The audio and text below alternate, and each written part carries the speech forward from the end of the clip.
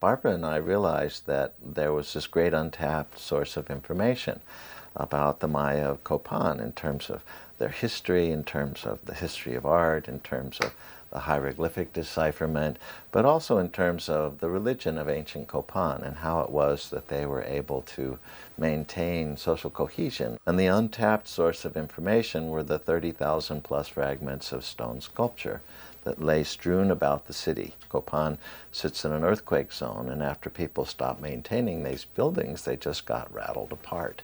We came along and decided that there could be ways of systematically looking at this. Barbara has a three-dimensional photographic memory, and she was able to realize there are a number of consistent themes in the sculptures that had been found with the ball court. The stairway's significant for many reasons. As an artist, I look at it as just this monumental feat of artistic work. How they conceived of their history and had to put it in stone.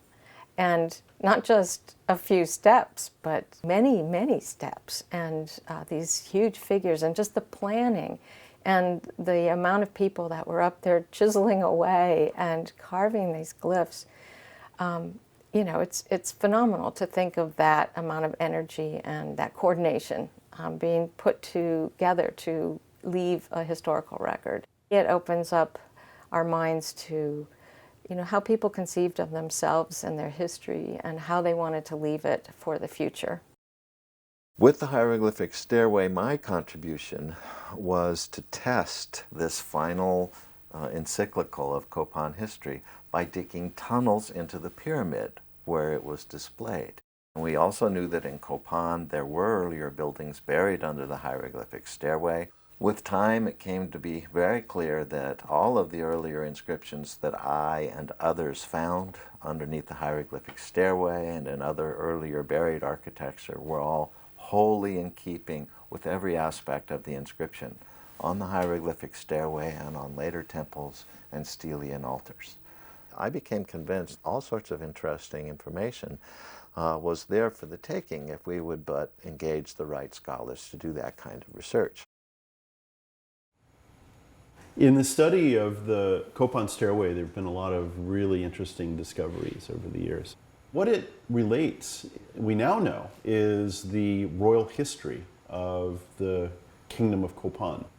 The founding of the dynasty, the mythology behind the kings, all of the accessions and birth dates and death dates of the kings of Copan. And so it's a treasure trove of information for us in terms of studying the history of Copan and what they had to say about themselves as a royal power. The involvement of people in the community has changed considerably. When we first started working there, they taught about the Maya in school, but there was very little visitation to the site itself. And we realized that the project we were working on was helping to train people and that we needed to continue to do that. The fact that now that generation of people that worked with us, in the future, they will have been a part of that work. They will understand why that work is important, and then they're going to take that work into the future and do something else with it. Now there have been a lot more events and things at the ruins that people in the village have come to be a part of. And they understand a lot more about the importance of their cultural heritage, and that it's not just something for foreigners to enjoy, it's something for them to understand and part of their past as well. We and other archaeologists have gotten much more deeply involved in educational programs. The townsfolk are now really getting very excited about their own history and their relationship with the archaeology.